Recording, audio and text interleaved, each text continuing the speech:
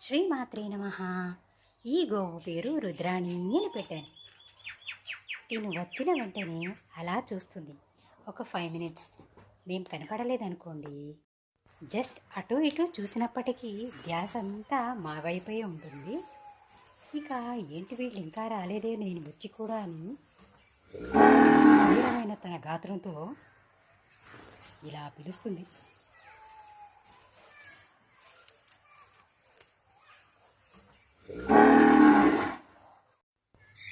ఏంటో ఇవాళ కాస్త టెన్షన్గా హడావడిగా ఉంది.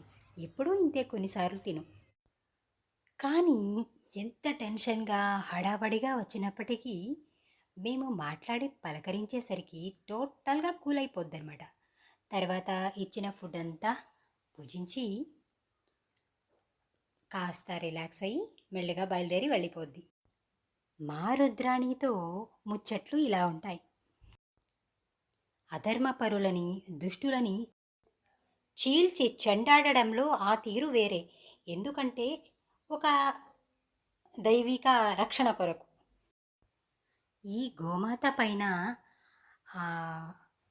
బ్లాక్ కొంచెం మచ్చమచ్చగా ఉండేది, యాసిడ్ పడిన మచ్చలు అవన్నీ.